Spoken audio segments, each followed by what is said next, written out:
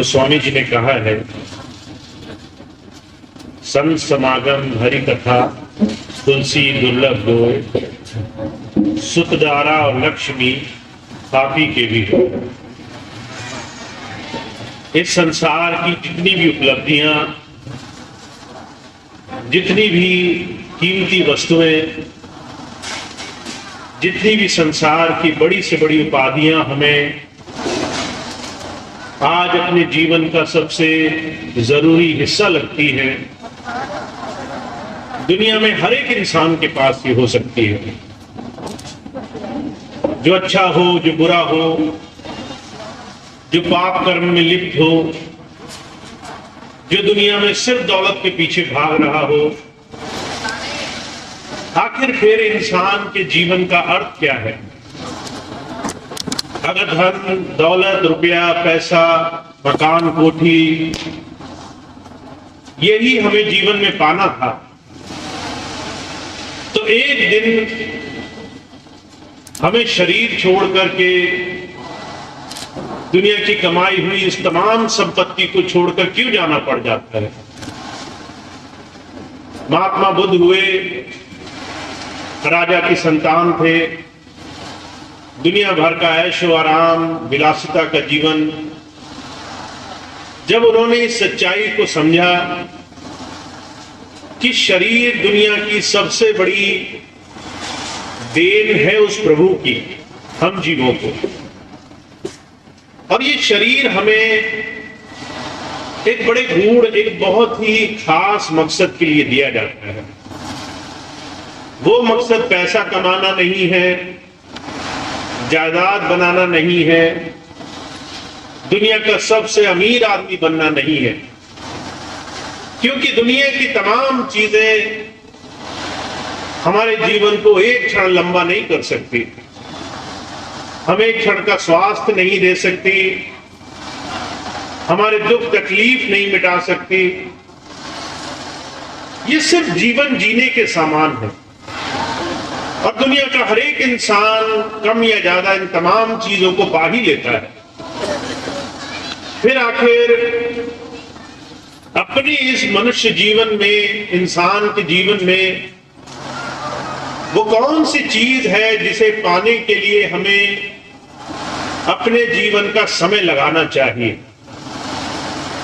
गोस्वामी जी बहुत प्यार से समझा रहे हैं। कहते हैं, हरि प्रभु से जीते जी इस मनुष्य शरीर में जुड़ना, उसको पाना, उसके साथ अपने जीवन को जीने का प्रयास करना, जोड़ने का प्रयास करना, ये हमारे इस मनुष्य जीवन का सार होना चाहिए। अगर तुम्हें इस मनुष्य शरीर में आकर के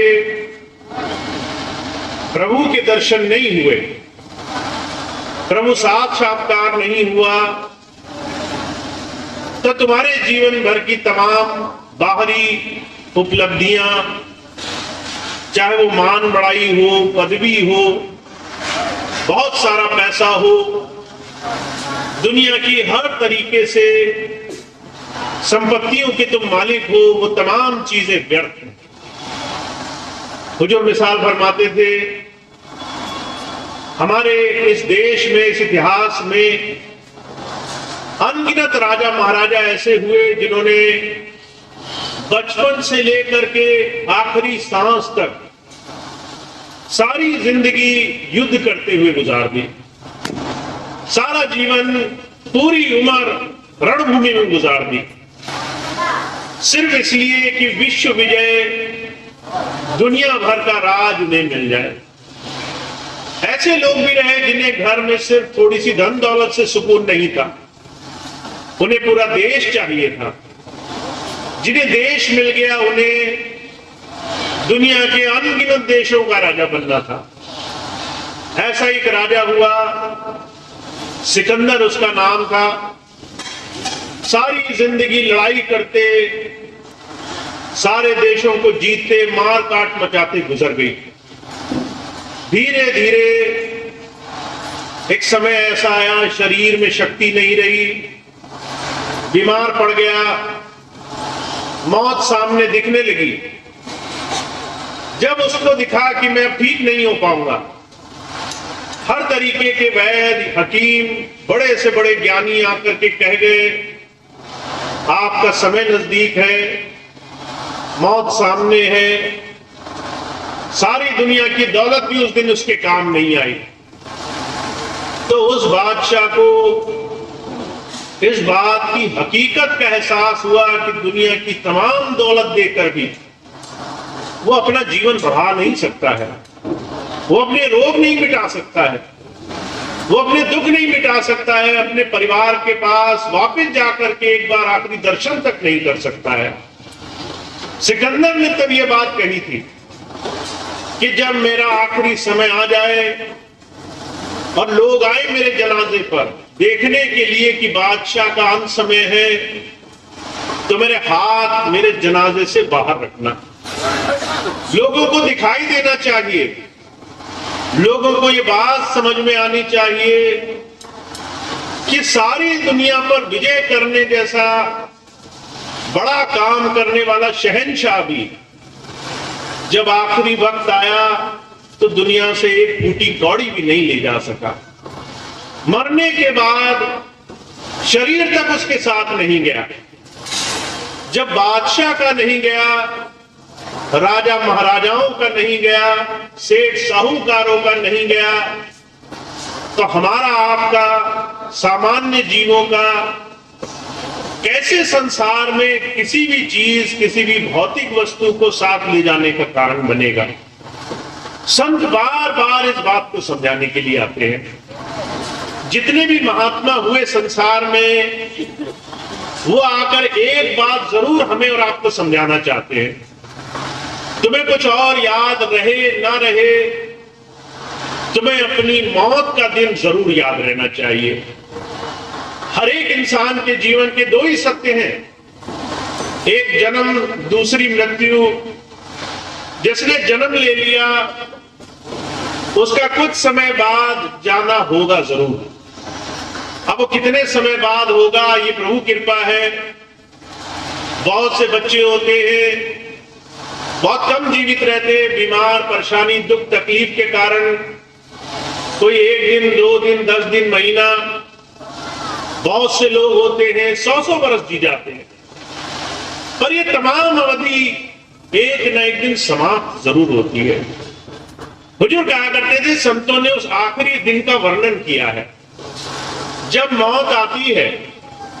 उस दिन हम जीव जो इस शरीर के अंदर बैठे हैं, अपनी आत्मा से इस शरीर को छूटा हुआ देख करके ऐसे बिलख पड़ते हैं जैसे किसी बच्चे से उसकी सबसे कीमती हुई चीज छुड़ा ली जाती हो।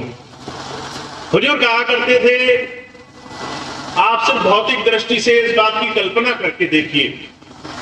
आपने अगर बहुत मेहनत करी, एक खेत खरीदा, जमीन खरीदी, बहुत पैसा लगाया, बहुत समय भी खर्च कर दिया, अगर कोई आकर कहे कि इस पर मेरा कब्जा है, तुम्हारा कुछ नहीं है इसमें, तो हम बिलख पड़ते हैं। अंदर से पीड़ा होती है कि हमारे तो इसमें 20-30 वर्ष लग गए थे, इतनी मेहनत करी थी और ये खेत, ये दूसरा आदमी लूट कर ले जा रहा है। एक छोटी सी वस्तु, भौतिक चीज जब लुटती दिखाई देती है, जब छूटती दिखाई देती है, जब हाथ से जाती दिखाई देती है, तो वो पीड़ा सिर्फ वही व्यक्ति जानता है जो उसको कमाने के लिए बरसों लगा करके बैठा हो। हुजूर कहा करते थे, संतों महापुरुषों ने आखिरी समय की पीड़ा हर एक इंसान के सामने समझाने की कोशिश करी है। ये पीड़ा आएगी जरूर। और जब ये पीड़ा आएगी तो जो 24 घंटे लंपट रहा है संसार में, घर बनाने में, परिवार बनाने में, दौलत इकट्ठी करने में, जमीन जायदाद बनाने में, दुनिया में जितना जितना कोई फैला है, वो फैलावा उतना उतना हमारे अंदर कष्टदायी हो जाता है। कारण क्या है? सारी जिंदगी वो कमाया जो एक दिन हमसे छुड़ा लिया जाएगा। जबरदस्ती हमसे छीन लिया जाएगा। हमारी इच्छा नहीं होती। बहुत से लोग कहते हैं हम तो इंतजार कर रहे हैं कि कब हमारा अंत समय आए, हमने तो सारा काम कर लिया संसार का। और जो कहा करते थे जब सही वक्त में आखिरी घड़ी आती है तो वही इंसान कहता है हे प्रभु थोड़ा सा जीवन और दे दे, मुझे मरना नहीं है। मौत के समय का एहसास हर किसी को नहीं है। लोग भ्रम में भूल में पड़े हैं। हमारे पूर्वजों की आई, पड़ोसियों की आई, किसी अनजाने की आई, जानकार की आई, पर हमारी कभी नहीं आएगी। और इस भ्रम में भूल में कि हम हमेशा रहने वाले हैं, अमर हैं, हमारा तो जीवन जुगों जुगों तक चलेगा। लोग संसार में 24 घंटे दुनिया में ऐसे डूबे रहते हैं कि उन्हें संसार के अलावा कुछ और दिखाई नहीं देता। पर जब संत आते हैं, कोई महात्मा आता है, तो वो दोनों चीजों के भेद को देख लेते हैं। एक वो मनुष्य जो सारा जीवन संसार में फंसा रहा और मरते वक्त अथाह पीड़ा हुई, दुनिया की चीजें हाथ से निकल गई, पीड़ा में उसका जीवन जब निकला तो वह हाहाकार करते हुए, दुनिया की लालसा करते हुए निकला। और उसके बाद 84 लाख जिया जूनी के भोगों में फंस गया जा करके। वहीं दूसरी तरफ एक वो महापुरुष जिसने अपने जीवन में इस शरीर के भेद को जाना है। अब शरीर का भेद क्या है? हमारे शास्त्रों में, हमारे संस्कार, हमारे जीवन के तमाम आचरण में इस बात की अलग अलग तरीके से भेद दिया गया है। जब माताएं बहनें मंदिर जाती हैं, भाई मंदिर जाते हैं, तो पंडित जी तिलक लगा देते हैं दोनों आंखों के बीच में। कभी आपने पूछा नहीं कि दोनों आंखों के बीच में ही क्यों लगाया? चेहरे पे कहीं भी लगा देते, होली के दिन की तरह कहीं भी रंग देते, दोनों आंखों के बीच में ही तिलक क्यों लगाया? बिंदी दोनों आंखों के बीच में ही क्यों लगाई? दाएं बाएं लगा लेते। कारण ये है, महापुरुषों ने संकेत दिए हैं। तुम्हारे शरीर में जहां शिव नेत्र दिखाया जाता है, जहां माताएं बहनें बिंदी लगाती हैं, भाई तिलक लगाते हैं, उसे तीसरा नेत्र कह करके बयान किया गया है। ये वो नेत्र है जिसके अंदर प्रभु प्राप्ति का रास्ता छुपा हुआ है, और सबके पास ये नेत्र है। सबको ये संकेत देकर के शास्त्रों में बयान किया गया है। वेद में कहा है, महामृत्युंजय मंत्र में, त्र्यंबकम यजामहे सुगंधिम पुष्टिवर्धनम। अगर तुम चाहते हो मौत से जीतना, मृत्यु पर विजय पाना, मृत्यु पर विजय पाने का मंत्र ही तो है ये महामृत्युंजय मंत्र। तो कहा अगर तुम मृत्यु पर विजय पाना चाहते हो, तीसरे नेत्र में सिमट कर आओ। अब तीसरे नेत्र में जीते जी सिमटने का साधन भक्ति है। गुरु से नाम लेकर के उस प्रभु से जुड़ने का साधन तीसरे नेत्र में है। और जब संत आते हैं, कहते हैं दुनिया का सबसे आसान तरीका है ये, आप रोज करते हो इसे, पर आपको पता नहीं है। जब आप सोते हो, हर एक भाई एक दिन में एक बार जरूर सोता है, और जब सोता है तो जब वो आंखें बंद करता है तो उसके शरीर में उसको इस शरीर के बाहरी अंगों का बोध नहीं रहता। उसको नहीं पता उसके हाथ कहां पड़े हैं, पैर कहां है, शरीर कैसा है, श्वास बदल जाती है, सिर्फ बोध रह जाता है। और वो जो बोध है, जिसे आत्मा का स्वरूप कहा, वो सिमट करके शरीर से ऊपर आने लगता है। हुजूर कहा करते थे, आप जाने अनजाने सोते वक्त इस क्रिया को रोज करते हो, रोज आपके शरीर से सिमटाव होता है, रोज आत्मा सिमटती है, तीसरे नेत्र तक आती है। पर ये बात आप सचेत होकर के नहीं कर पाते, क्योंकि उसके लिए अभ्यास की जरूरत होती है, उसके लिए किसी गुरु की आवश्यकता होती है। जब आप किसी अनुभवी गुरु के पास जाओगे, वो यही क्रिया आपको साधना में बैठ के करने का तरीका सिखा देगा। अर्जुन कहा करते थे, इसमें ना वानप्रस्थ की, न सन्यासी की जरूरत है, इसमें न घर छोड़ने की जरूरत है। ये वो साधन है जिसे गृहस्थियों के लिए बनाया गया है। अब गृहस्थियों के लिए बनाने का मतलब क्या है? आप कारोबार करो तो भी साधना कर सकते हो। जैसे हम बाहर कारोबार करते हैं, रोज सुबह शाम मंदिर में आरती करते हैं, वैसे ही साधना पे भी बैठ सकते हो। और सही मायनों में दोनों आंखों के बीच में जहां बिंदी तिलक लगाते हैं, उस स्थान को साध सकते हो। पर यह काम आप अपने आप नहीं कर सकते। जैसे हर एक किसी विशेष काम को करने के लिए किसी गुरु की, किसी पारंगत की आवश्यकता होती है, ऐसे ही शरीर से दो आंखों के बीच शिव नेत्र तक टिकने के लिए भी किसी अनुभवी महापुरुष की आवश्यकता होती है। बहुत से भाई बहन होते हैं, अपने आप तरह तरह से साधना करने की कोशिश करते हैं। एक भाई के जीवन की घटना बताऊं मैं आपको। उसके मन में आया कि मैं साधना अपने जीवन में रोज करके देखूंगा। ध्यान करने लगा, जो एक आसन पे बैठ जाता था, जो भी मंत्र आया समझ में वो जाप करने लगा। जाप करने से, बैठने से, किसी भी क्रिया को बाहर पढ़ करके करने से वो रास्ता नहीं प्राप्त होता। कारण क्या है? हुजूर कहा करते थे, ध्यान साधना में एक साधक ऐसे होता है जैसे छोटा सा बच्चा जिसे चलना फिरना नहीं आता। वो बिना माता की मदद और सहयोग के जैसे कई चीजें नहीं कर पाता है, ऐसे ही साधक बिना गुरु के सहारे के इन शरीर के बाहर तमाम फंसे हुए साधनों से ऊपर नहीं उठ पाता है। जब संत आते हैं, धीरे धीरे हर एक चीज से बचने का रास्ता बताते हैं। कहते हैं आपको मन से, विकारों से, दुनिया की तमाम भौतिक चीजों से उस प्रभु में कैसे जुड़ना है, उसका तरीका आप जीते जी अपने जीवन में प्राप्त कर लो। कामी, क्रोधी, लालची, इनसे भक्ति ना होए।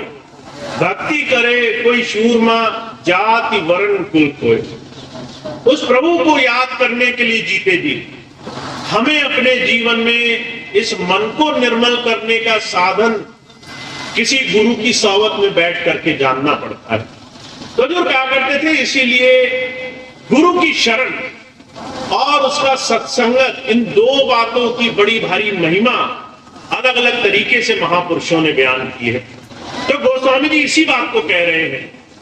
कहते हैं आपको सत्संगत का लाभ अगर मिल गया, अगर सत्संग में आपको बैठने का अवसर मिल गया, तो धीरे धीरे मनुष्य जीवन का अर्थ भी मिल जाएगा, आत्मबोध का ज्ञान भी मिल जाएगा। तो पहली सबसे जरूरी चीज है सत्संगत हमें प्राप्त हो। सत्संगत में हमारा बहुत बहुत जाना आना हो, जहां जहां मौका मिले वहां सत्संग में हम जरूर जाकर के बैठे। हमारे स्वामी जी महाराज फरमाया करते थे, क्या करते थे, संसार का साधारण सा नियम है, अगर आप किसी 5 लोगों के साथ उठ बैठ रहे हो तो आप उनके गुण, उनके स्वभाव अपने आप अपने जीवन में ले आओगे। अगर आप 5 शराबियों के पास बैठते हो तो वो आपको धीरे धीरे आसक्ति में, नशे की तरफ ले जाएंगे। अगर आप 5 संसार में चिंता करते हुए परेशान, दुखी, बहुत ज्यादा संसार की दुख तकलीफ में फंसे हुए लोगों के पास बैठते हो तो धीरे धीरे वो भी आपको आपके जीवन में दुखों में रमा देंगे कि आपका ध्यान भी उन्हीं दुखों में जाकर के बैठ जाए। पर वहीं आप 5 ऐसे लोगों के पास अपना जीवन गुजारो जो आपको जीवन में सच्चे धर्म की तरफ ले जाने के लिए प्रेरित करते हो, जो आपसे गुरु चर्चा करते हो, प्रभु चर्चा करते हो, जो आपके मन में हिम्मत पैदा करें, जो आप में साहस पैदा करें कि जीवन में उस प्रभु से जुड़ना कैसे है, इसी सच्चे साथ को सत्संगत कहा गया है। हुजूर कहा करते थे सत्संग वो नहीं है जहां सभा लगी हो, आप चले जाओ पर आपका ध्यान फिर भी अपने आसपास बैठे हुए लोगों की चर्चाओं में हो। बहुत से लोग सत्संग जाते हैं, सत्संग होता रहता है, उनका ध्यान इसी बात में रहता है कि हमारे पास में बैठे हुए भाई ने महिला ने क्या कहा, और उसी बात की हम चर्चा में लग जाते हैं। तो सत्संगत तो उस चर्चा का हुआ जिसमें ध्यान रमा रहा। तो जो कहते हैं जहां ध्यान लगेगा वहां की संगत आप करोगे, इसीलिए सत्संगत किया करो। क्योंकि संतों का अगर समागम मिल जाए, हरि की कृपा हो जाए, प्रभु की कृपा हो जाए, तो ये दो चीजें दुर्लभ हैं संसार में। आपको संसार में व्यसन में फंसाने वाले बहुत मिल जाएंगे, पर जीवन में सही दिशा में ले जाने वाले बहुत मुश्किल से मिलेंगे। आप कोशिश भी करोगे तो भी आपको सही से रास्ता दिखाने वाला नहीं मिलेगा। हुजूर कहा करते थे हीरा जो है वो सिर्फ जौहरियों के पास मिलेगा, पर अगर नकली आपको आभूषण खरीदने हो तो गली गली में दुकानें खुली मिल जाएंगी। अब इस बात को आपको निश्चय करना है, आपको सच्ची वस्तु चाहिए या नकली वस्तु से भी काम चल जाएगा। तो जब संत आते हैं, कहते हैं जिसने अपने जीवन में सच्ची भक्ति, सच्ची साधना, अपने शरीर में बैठे हुए उस प्रभु को पाने के लिए जिसने ध्यान सीख लिया है, उसको अपने जीवन में दुनिया की सबसे बेशकीमती चीज मिल गई है। गुरुवाणी सिखों की धर्म पुस्तक है, उसको बहुत मानते हैं वो लोग। वो कहते हैं जब हमने गुरु से नाम लिया, गुरु नाम से हम जुड़े, तो हमने क्या पाया? कहा कि हमारे जीवन में हर एक जगह गुरु विद्यमान है। गुरुवाणी में कहा हम अब देखते हैं गुरु तीसरे नेत्र में प्रकाश रूप में हमें प्राप्त होता है, वो हमें अंतर ज्ञान के रूप में प्राप्त होता है। तो ये जो अंदर का ज्ञान है, इसी शरीर के अंदर अनुभूति से, अंतर अनुभव से जुड़ने का ज्ञान है, ये वो गुप्त रास्ता है, गूढ़ रास्ता है जो आपको किसी संत के साथ बैठ करके मिलेगा। और हमारे स्वामी जी महाराज तो एक बात कहा करते थे ये प्रैक्टिकल साइंस है।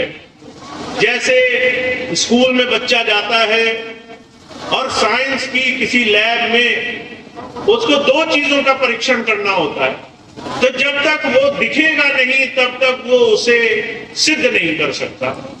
ठीक वैसे ही अंतर ज्ञान ये आध्यात्मिक विषय प्रैक्टिकलिटी का है, अभ्यास करने का है। नहीं दिखा तो अभी तक वो चीज प्राप्त नहीं है। उस रास्ते को दिखाने और प्राप्त कराने के लिए, जीते जी अनुभव के रास्ते पे जोड़ने के लिए संत मत का, गुरु मत का इजाद हुआ है। तो जब जब गुरु आते हैं वो आपको साधना की तरफ प्रेरित करने के लिए आते हैं। और हमारे स्वामी जी महाराज तो कहा करते हैं, कहते हर रोज जैसे खाना जरूरी है, हर रोज जैसे नहाना धोना या स्वच्छ रहना जरूरी है, हर रोज जैसे अपनी जरूरत की चीजों का ध्यान रखना जरूरी है, वैसे ही हर रोज अपनी आत्मा को भी पोषण देना जरूरी है।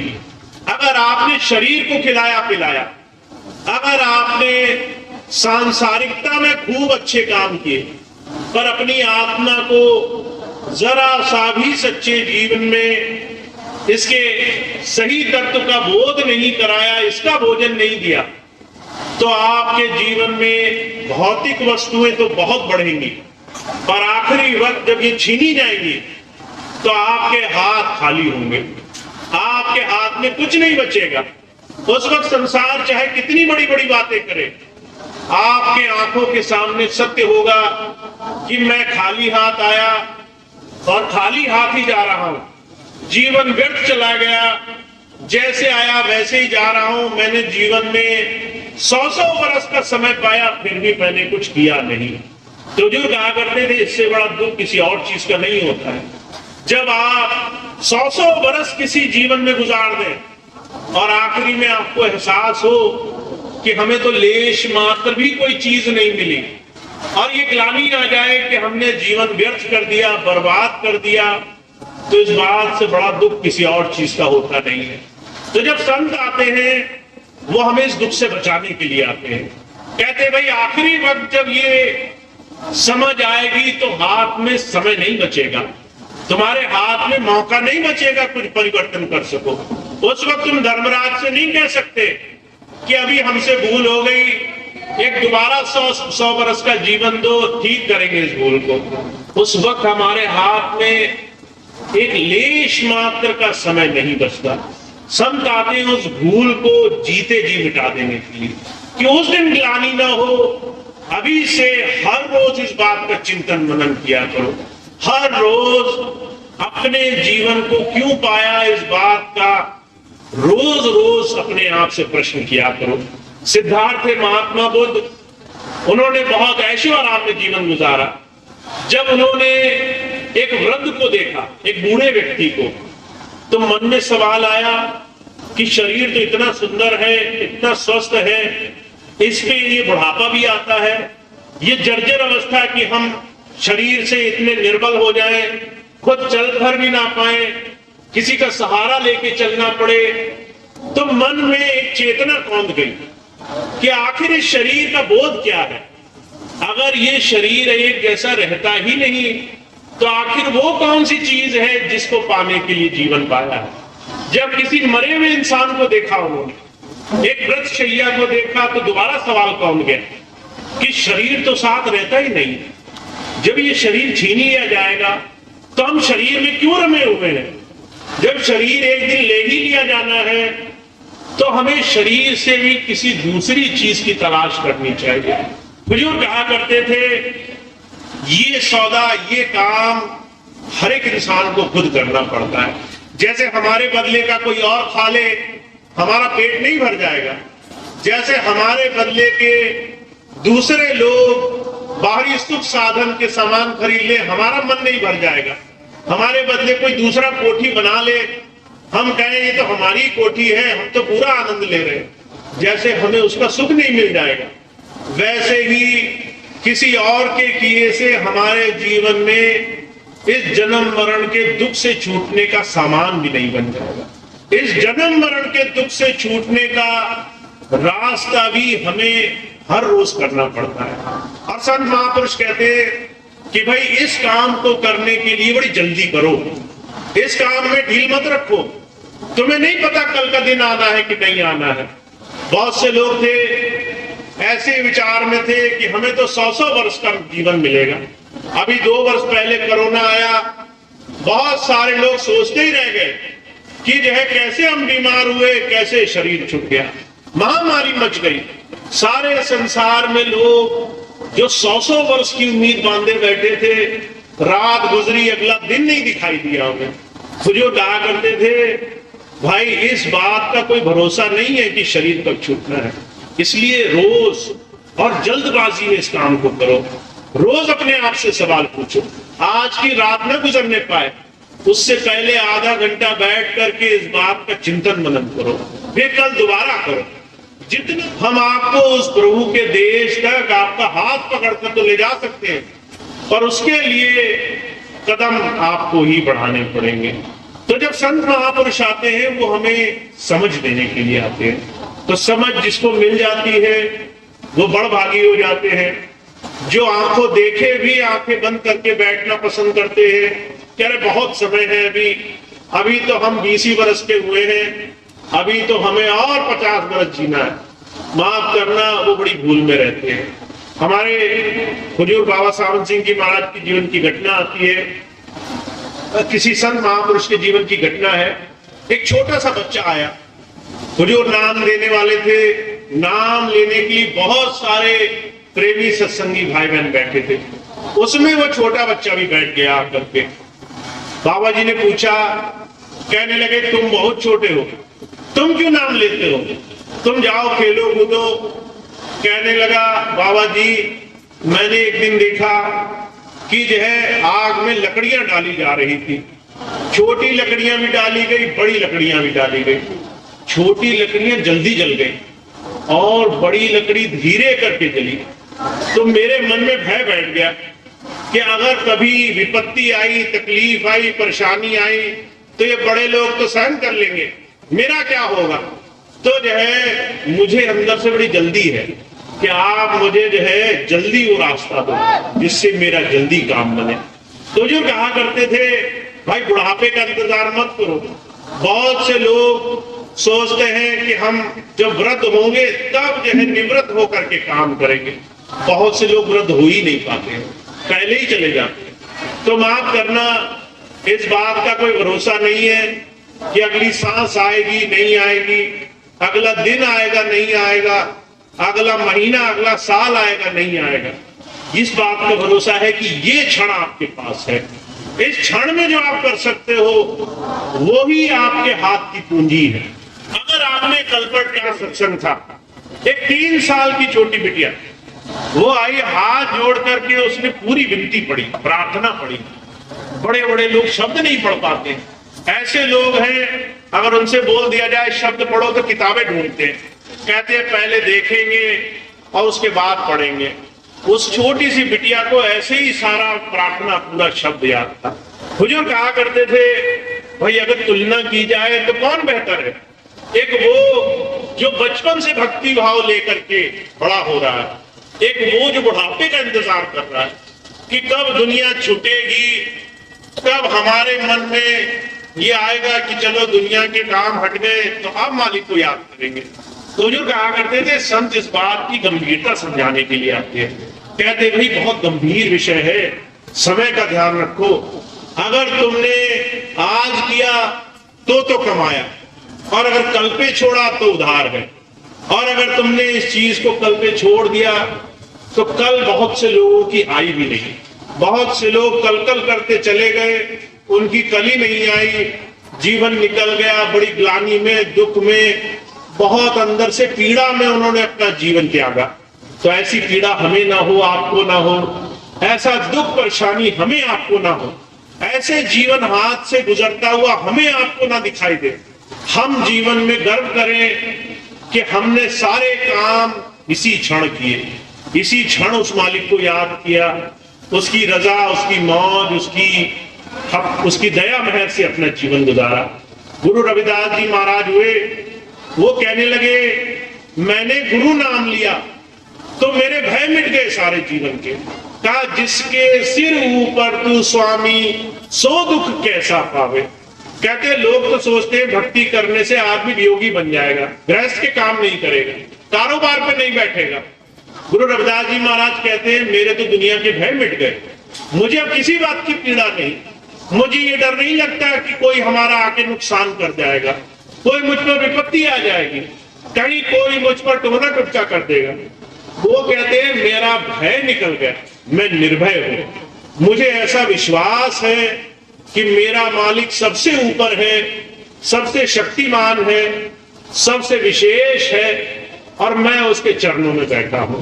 तो जब संतों महापुरुषों के सत्संग में जाओ, जब आपको संतों का सानिध्य मिले तो आपको ये रास्ता जानने में मदद मिलती है। और वो बड़भागी होते हैं जो नाम ले लेते हैं, गुरु जी से अंदर जुड़ने के लिए तीसरे नेत्र में रोज रोज विनती करते हैं, रोज रोज साधना करते हैं, सच्ची पूजा उनकी सफल होती है। वो धन्य होते हैं जो अपने आज के दिन में ही आज का काम पूरा करते हैं। अगर आज खाएंगे, आज नहाएंगे, आज कारोबार करेंगे तो मालिक को भी आज ही याद करेंगे, वो कल पे नहीं छोड़ेंगे। जो ऐसी तालीम, ऐसी शिक्षा गुरु जी से सीख चुके हैं वो बहुत धन्य है, बहुत भाग्यशाली है। स्वामी जी की बड़ी कृपा है उन पर कि उन्हें अपने जीवन में ऐसा सच्चा नाम मिला है। बहुत से भाई बहन जो पहली बार आए हैं, सुन रहे हैं, जिनको ये बात धीरे धीरे समझ में आ रही है, उनके लिए बहुत सारा ये अवसर है कि वो अपने जीवन में इस रास्ते को अपने जीवन का लक्ष्य बनाएं, अपने जीवन में उस प्रभु नाम से जुड़े, उस सच्चे मालिक की याद से जुड़े, ताकि जीवन में परमार्थ भी बने, स्वार्थ भी बने, दुनिया के काम भी अच्छे हों, पर दुनिया के काम अच्छे होने के साथ साथ अंदर भी हमारा खजाना हमें प्राप्त हो जाए, वो सच्चे नाम का रतन हमें प्राप्त हो जाए, हमें अंदर से इतना संतोष हो, इतना सुख हो कि हमें दुनिया की तमाम चीजें उसके सामने धूल मट्टी मालूम पड़े। तो ऐसा सच्चा नाम जिसको अभी नहीं मिला है उसके लिए बड़ा सुंदर अवसर है, और जिसने पा लिया है उसके लिए भी बड़ा सुंदर अवसर है कि उसको हर रोज गुरु नाम को कमाना है। चाहे आप कुछ ही देर बैठे, हमारे स्वामी जी चाहे 5 मिनट करो चाहे 10 मिनट करो। हमारे स्वामी जी महाराज को कहा करते थे, संकल्प साध लो कि जब तक प्रभु का काम नहीं करूंगा तब तक विश्राम नहीं पड़ेगा। और संकल्प ले लो कि अगर मैंने सिमरन नहीं किया तो मैं खाना भी नहीं खाऊंगा। बहुत से लोग बहुत मेहनत करके साधना करते हैं, लोग पूजा करते हैं, लोग आराधना करते हैं, तो बहुत संकल्प लेकर करते हैं। लोग भोजन नहीं करते, भूखे प्यासे पहले साधना कर लेते। तो जो गुरु नाम से जुड़े हैं वो भी संकल्प ले लें कि भोजन तब करेंगे जब भजन कर लेंगे। हमारे स्वामी जी महाराज कहते हैं कि भाई भोजन करना तो भूलोगे नहीं, तो मजबूरी बन जाएगी तुम्हारी कि तुम्हें मालिक को याद करना ही करना है। अगर तुमने याद नहीं किया तो शरीर में निवाला नहीं लगेगा। इसका मतलब तुम्हारी मजबूरी तुम्हारे जीवन के अर्थ को जोड़ने का साधन बनेगी। तो संकल्प साधना बड़ा जरूरी है, सुख और साधनों से भरपूर हो जाएगा। तब आपको अंदर और बाहर दोनों तरफ से उस प्रभु की दया से मालामाल होने का अवसर मिलेगा। तो आप बहुत भाग्यशाली हैं, आपको इतना सुंदर जीवन मिला है। अभी आप स्वस्थ हैं, अभी आप उम्र में ऐसे हैं, नाम ले सकते हैं, साधना कर सकते हैं, अभी आपके शरीर में ताकत भी है, समर्थता भी है। तो आप जीवन में उस प्रभु नाम को जीवन में अपने जीवन का लक्ष्य बनाने का ध्येय उठाओ। अभी से संकल्प लो कि अगर हमने मालिक को याद नहीं किया तो दुनिया में भागते दौड़ने का फायदा ही क्या है।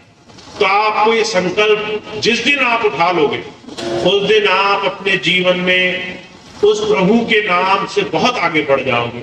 जो लोग आपको देख देख कर जला करेंगे कि ये देखो इसने नाम क्या लिया, ये बहुत आगे बढ़ गया, बहुत आगे जो है उस अपने जीवन में अंदर और बाहर दोनों तरह से मालूमाल हो गया।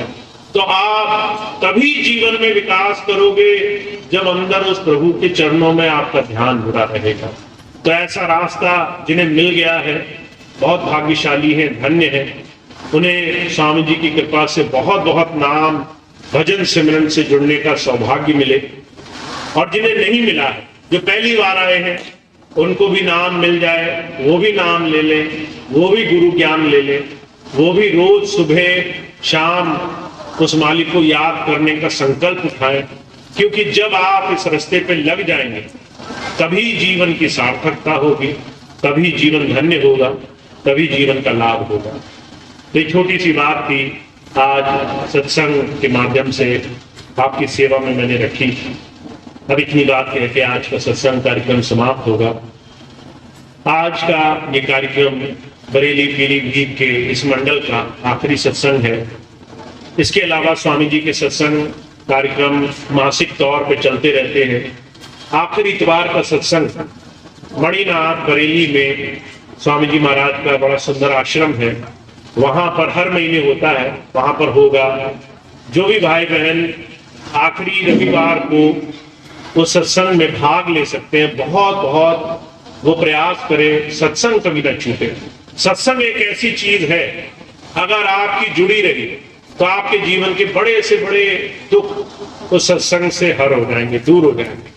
तो सत्संग नहीं छूटे, सत्संग ज्यादा से ज्यादा मिले, और जो भी भाई जा सकते हैं जरूर पहुंचे। तो ये इस महीने का आखिरी सत्संग कार्यक्रम है। अब बरेली और पीलीभीत मंडल का ये आज आखिरी सत्संग हमारा था। इसके बाद अब अगले महीने प्रोग्राम लगेंगे, आप सबको समय के अनुसार उसकी सूचना मिलती रहेगी। तो इतनी बात थी, इतनी बाकी संगत स्वामी जी के साथ जुड़ी और बड़े बड़े भंडारे हुए, हजारों लाखों लोगों को नाम मिला, लोगों के जीवन संवर गए, लोगों को अच्छा जीवन में रास्ता मिला। तो सत्संग की महिमा ये है कि जब आप गुरु जी का नाम लेते हो, उस मालिक का नाम लेते हो, और चाहे आप दो ही लोग क्यों ना हो, उस समय वो प्रभु हाजिर नाजिर मौजूद रहे। तो सत्संग करने वालों को ये नहीं सोचना चाहिए कि कितनी संगत आई, कितनी भीड़ जुटी। अप्पू स्वामी जी महाराज की